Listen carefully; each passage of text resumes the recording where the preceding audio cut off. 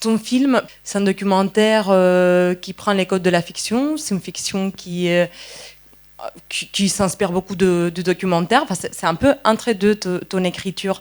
Et il faut dire que tu as fait des études d'art aussi, photographie, et tout ça, on le retrouve beaucoup dans l'esthétique du film et dans les traitements de l'image. Et je voudrais que tu nous parles un peu de cette équipe de tournage qui est présente dans ton film. C'est qui ces gens? En fait, le tournage s'est fait en 2 temps. La première fois, je suis partie 3 mois toute seule, donc c'est moi l'équipe. Voilà. J'ai filmé, pris des sons et écrit, et voilà. Ça, c'était pendant 3 mois. Et à partir de la matière que j'avais, j'ai commencé à monter avec le monteur et à écrire le film, à pousser mes idées le plus loin possible. Et c'est là où, c'est la première fois que je suis accompagnée par une productrice, et c'est elle qui m'a vraiment bien poussée là-dedans, parce que d'habitude je fais un premier tournage et je fais un film à partir de la matière que j'ai. C'est souvent des très petits budgets. Et là, avec une productrice, j'ai pu faire un deuxième tournage pour aller le plus loin possible dans mes idées. Et donc le deuxième tournage s'est fait en 2020, 2020, si je me trompe pas, donc en plein Covid.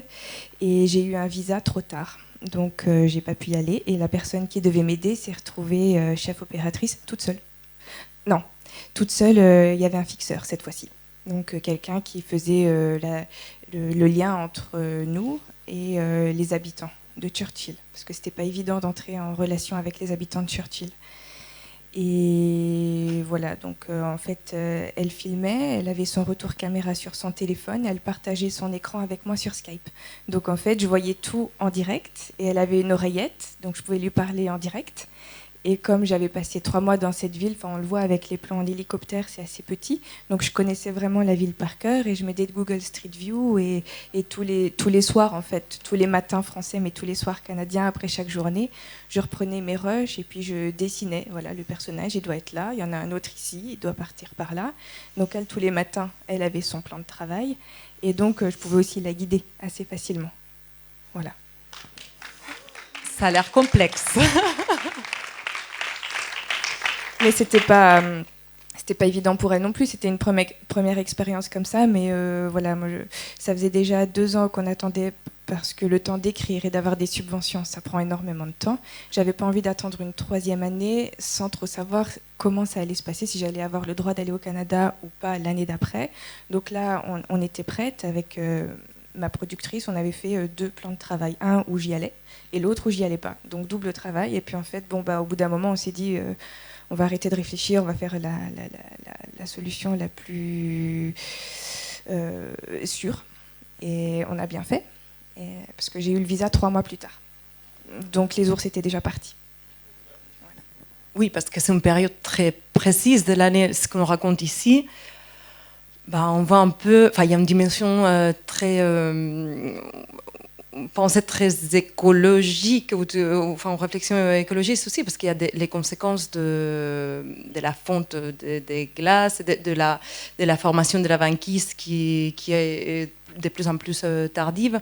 Et c'est bien ça qui est exploité d'une façon économique aussi par les habitants de Churchill. C'est-à-dire que, si j'ai bien compris, les ours, ils restent plus longtemps qu'il y a des années sur place. C'est bien ça, ce qui se passe? Alors ça, c'est ce qui est dit, mais c'est pas ce que je dis dans le film, parce que c'était pas vrai quand j'étais sur place. D'ailleurs, la banquise a gelé plus tôt, les 2 années où j'y étais. Donc, par contre, je sais qu'il y a beaucoup de médias qui viennent à Churchill. C'est une ville qui est extrêmement filmée et médiatisée. Il y a les plus grosses chaînes qui viennent là-bas tous les ans, avec des énormes budgets, et ce ne sont pas des gens qui passent comme moi 3 mois sur place à explorer les environs. Par contre, comme on le voit dans le premier plan où il y a une journaliste, elle connaît à peine son texte, en fait, elle le répète juste avant d'être filmée, donc il n'y a pas vraiment un travail d'enquête. L'enquête, ça c'est une anthropologue qui vit à Churchill qui m'a raconté une anecdote avec Arte, mais en fait le film était écrit depuis les bureaux français ou allemands. Et puis la production était plus présente que la direction que la réalisation sur place. Et en fait, il y avait un script qui était écrit et on devait s'y tenir, peu importe. En fait, il n'y avait pas d'enquête réelle sur le terrain. Donc en fait, moi, c'est pas tellement ce que j'ai vu ou ressenti. Enfin, on m'a expliqué plein de choses à Churchill. Donc les ours, en fait, ils ont toujours attendu à Churchill depuis que la ville existe et ils attendent. La glace, pour le moment, elle est encore là. Voilà. Il y a une question juste. Bonjour, j'étais très marqué par l'image de la mer avec les vagues et la neige fondue, la glace fondue. Est-ce que vous avez rêvé d'une image en particulier qui vous a donné envie de faire le film autour? Est-ce qu'il y a une image fondatrice comme ça, qui est peut-être celle-ci ou une autre qu'on voit dans le film, ou une image qu'on ne voit pas mais qui vous a amené du coup à aller là-bas une première fois, puis à diriger une équipe depuis la France? Merci. Alors il y a eu un univers, parce que moi j'ai fait un Erasmus quand j'étais étudiante à Helsinki, et j'ai eu l'occasion de voir un film, je me rappelle ni le titre, ni le réalisateur, ni le lieu où je l'ai vu, mais j'ai juste les images en tête, et je sais que l'image était très bleue, et j'avais trouvé ça magnifique. Et je ne sais pas si c'était le vidéoprojecteur qui était mal réglé ou quoi, mais ça m'a plu. Et depuis ce moment, je me suis dit que si je faisais un film dans le Grand Nord, ça serait un étalonnage comme ça. Donc ça, déjà, ça m'a beaucoup guidée.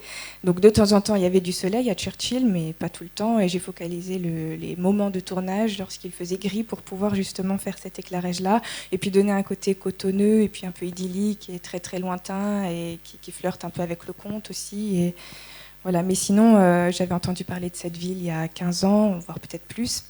C'est ma sœur qui avait regardé un reportage M6 avec cette thématique-là. Elle m'a dit, tiens, ça devrait t'intéresser. Bon, j'ai attendu de rencontrer une productrice pour pouvoir vraiment y aller. Et dans les images que je connaissais de Churchill avant d'y aller, c'est l'hélicoptère avec l'ours qui pend en dessous. Voilà, ça c'est un grand classique.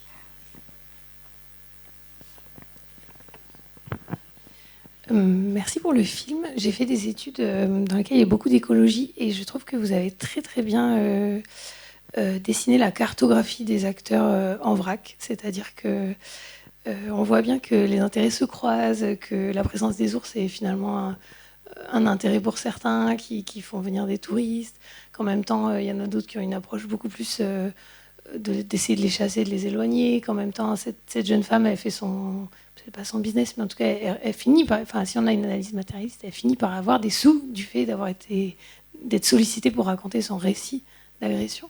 Et j'ai trouvé que ça c'était très très bien raconté, le fait qu'à la fin on s'en sort pas avec un sens, c'est-à-dire que ça ne va pas quelque part. Et souvent les situations comme ça de rencontre de systèmes écologiques, changements, on va dire climatiques, rencontre des grands prédateurs, modèles économiques humains et modes de vie et contraintes matérielles, quoi.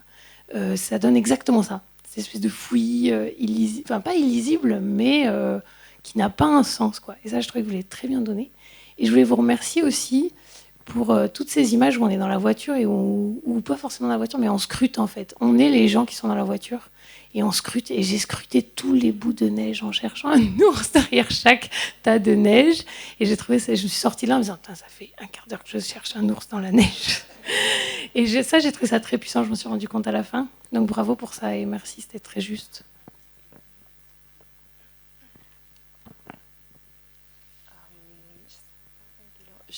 Je pense que ça va être le mot de la fin parce que là.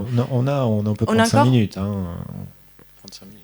Alors peut-être pour rebondir sur ce que vous disiez, c'est les relations humaines étaient vraiment difficiles à Churchill. Moi, c'est mon 6e film, je crois, enfin vidéo d'art en tout cas. Et j'ai toujours eu beaucoup de facilité à rencontrer des gens, à me faire aider, à rencontrer des gens enthousiastes pour participer ou pour échanger. À Churchill, les 3 premiers mois que j'ai passés là-bas, je les ai vraiment passés quasiment toute seule. Bon, déjà parce qu'il faisait froid, moins 40, et j'étais pas équipée, j'avais des habits français, voilà. J'avais pas de voiture, j'avais juste un bob pour tirer ma caméra et tout. Donc voilà, c'était. Et les habitants, d'habitude, il y a toujours quelqu'un qui est là pour proposer une main tendue. Et à Churchill, comme j'ai été mise tout de suite dans la catégorie média pauvre en fait, et ben j'ai été mise à l'écart. en fait, pas à l'écart, c'est que tant que je sortais pas mon gros porte-monnaie plein de billets, il se passait rien. Par exemple, Erin, au début du film, je l'avais rencontrée la première fois, pendant les 3 mois. Et je lui ai demandé si je pouvais la rencontrer déjà et puis éventuellement faire une scène avec elle. Je ne savais pas si je voulais utiliser son histoire parce qu'elle est tout le temps utilisée, mais au moins la rencontrer. Et elle n'a pas donné suite. Enfin, j'ai un petit peu relancé, elle n'a pas donné suite. Et puis quand on se croisait, elle était un peu mal à l'aise, voilà. Et bon, ça se savait que j'avais pas beaucoup d'argent, je crois. Et le deuxième plan du film, elle est interrogée par une autre équipe, et ça c'était 2 semaines après ma demande. Et là, j'ai compris qu'en fait, il y avait tout un système économique avec cette histoire, comme d'autres. En fait, tout se fait, tout se paye. Et puis alors, donc en fait, au deuxième tournage, on avait un petit peu d'argent. Donc en fait, elle n'a pas hésité très longtemps. Voilà. Donc et c'est vrai que Churchill peut partir dans tous les sens, donc j'ai essayé de pas avoir juste une ligne directrice écologique ou la peur de l'ours, ou en fait il se passe tellement de choses que c'est aussi une manière que j'ai de travailler, c'est que je prends beaucoup de distance par rapport à mes sujets, et puis ça permet de suggérer pas mal de choses et d'explorer plusieurs sujets qui se rencontrent au final quand même. Bonjour, merci beaucoup pour ce film, c'était fascinant, tous l'été d'ailleurs. J'avais juste une petite question sur le plan de fin, parce qu'il dénote vachement avec le reste du court-métrage, dans le sens où tout se passe à l'extérieur, avec un étalonnage dont vous parliez très particulier. Et là, cette scène à l'intérieur, je voulais juste savoir ce que vous aviez voulu qu'on perçoive. Pourquoi avoir voulu rajouter cette scène? Est-ce que c'est pour montrer un petit peu le fait que l'humain, finalement, se retrouve sur le territoire des ours et les humains sont extrêmement protégés par des gardes nuit et jour pour finalement juste faire un loto en sécurité, ou est-ce que c'est autre chose? Quelle est l'interprétation de cette scène? En fait, il y en a plusieurs déjà. On arrive à la fin du film, donc les touristes sont partis, les ours sont partis. Ça, les agents de conservation, donc les gens qui sont dans les voitures, c'est comme des gardes forestiers. Disent que voilà, il n'y a plus rien, donc en fait c'est la vie qui reprend en fait, où il y a le bingo tous les jeudis soirs, donc c'est un peu la monotonie du village qui revient. C'est aussi assez symbolique parce qu'en début de séquence il y a un cadre avec la reine Elisabeth et le prince Charles, donc en fait ça représente ce monde capitaliste et moderne qui est arrivé au courant du XVIIIe siècle dans ce coin-ci, près de la baie de Churchill, au niveau de la baie d'Hudson. Et tout ce jeu d'argent en fait, et même de hasard et de bingo, d'argent en fait, voilà, qui s'installe sur un territoire où avant tout se faisait de manière naturelle et souple. Les Amérindiens ne rencontraient pas les ours. Il n'y avait pas de problème. Les problèmes sont arrivés lorsque la ville s'est construite. Et il y a eu encore plus de problèmes lorsque la chasse a été... il n'y a pas eu plus de problèmes. En fait, l'économie de la ville a changé à partir des années 80. Parce qu'il fallait rester fallait trouver une économie, il fallait trouver une rente. Et en fait, dans les années 80, plus le droit de tuer l'ours, plus de militaires, plus de ports. Donc qu'est-ce qu'on fait? On va faire du tourisme de luxe. Voilà. En fait, c'est ce monde moderne, capitaliste, qui s'est installé sur des terres sauvages.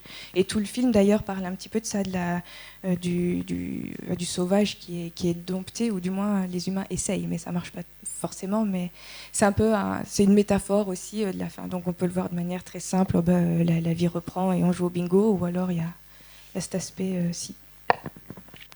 Oui, bonsoir. J'ai bien aimé l'image, qui est magnifique à mon sens. Et j'avais 2 questions. Dans la scène dont on a parlé, où on chasse l'ours finalement avec le projecteur de la police, est-ce que le projecteur vous a gêné ou au contraire vous a aidé dans la prise de vue? Parce que ça m'a paru assez complexe à apprendre. Et la deuxième, c'est est-ce qu'il y a des effets spéciaux? Parce qu'à un moment, j'ai l'impression que l'ours est très gros et très près de l'équipe de journalistes. Voilà, c'est une petite remarque. Pour répondre à la deuxième, il n'y a pas d'effets spéciaux. Le moment où on a l'impression que l'ours est très près, c'est un téléobjectif, donc la focale fait que ça réduit un peu les distances, ça donne cette impression-là. Mais ils étaient quand même assez près. C'était assez... je ne sais pas pourquoi ils ont fait ça. Enfin, ça fait partie des contradictions de Churchill. C'est pour ça que j'ai mis ce plan aussi. C'est qu'on demande aux gens de ne pas s'approcher de l'ours. On demande à l'ours de ne pas s'approcher de la ville pour ne pas s'habituer aux humains et pour qu'il ne soit pas puni et qu'il n'aille pas en prison. prison, et d'un autre côté, on va leur rendre visite dans la toundra et on s'approche d'eux et on les oblige à s'habituer à la présence de l'homme. Donc ça fait partie des contradictions de Churchill, et un plan où on le voit si proche avec les touristes d'ailleurs qui ont un fusil, ça fait partie aussi des choix esthétiques, mais pas d'effets spéciaux. La première question, qu'est-ce que c'était déjà ? Oui. Oui, en fait, non, et en fait, on l'a acheté pour reproduire, parce que donc en fait, il a aidé. Enfin, moi, je voulais des scènes où justement on voit ce projecteur qui cherche. Donc, aider dans quel sens ? À chercher des ours ou à filmer ? Oui, à composer l'image, tout à fait. C'était voulu, c'était fait exprès. Enfin, moi, je me suis beaucoup amusée avec un projecteur comme ça. Il y a des plans où je mets des phares ou du projecteur, ça dépend. Mais non, c'était fait... selon mes codes esthétiques, c'était fait exprès. Et juste, on le croise deux, trois fois des ours dans la rue, mais qui sont sur deux pattes. Voilà. Alors, ça, c'est qui, ça ? Ça, c'est quoi l'interprétation ? En fait, la première fois que j'étais à Churchill, pendant les 3 mois, il y avait bien une mascotte à la période d'Halloween. Et j'ai pas pu la filmer à ce moment-là parce que je n'avais pas de voiture, pas de fusil, il faisait froid, j'étais pas équipée, etc. Et puis j'avais pas assez d'argent non plus pour payer les... Voilà. Donc je l'ai reproduit. Lors du 2e tournage, on a commandé un costume de mascotte. Et c'est le fixeur qui joue le rôle du garde, parce que la mascotte a vraiment un garde avec un fusil pour la protéger. Et donc voilà, là on a recréé les scènes, mais ça fait aussi comme un espèce de Walt Disney, quoi. Ça attire les touristes, ça fait vivre la ville par rapport à l'ours. Mais d'ailleurs, cette mascotte nous a posé problème parce que les agents de conservation on les avait sollicités pour monter dans leur voiture et puis les suivre et puis discuter avec eux, enfin voilà. Et c'était OK, on avait calé le rendez-vous, tout devait bien se passer jusqu'à ce qu'ils tombent sur la mascotte et une scène qu'on faisait avec la mascotte, voilà, une scène comme ça. Et tout de suite, ils ont retiré leur aide. En fait, ils n'ont plus voulu participer au film parce qu'on filmait une mascotte. Mais voilà, disons que pour filmer les agents de conservation, il faut passer carrément par la province du Manitoba. C'est pas juste les gens directement, donc ça doit être politique, ça doit être très, très encadré. Mais bon, c'est juste une anecdote sur la mascotte. Je crois qu'on peut vous remercier beaucoup. Merci beaucoup.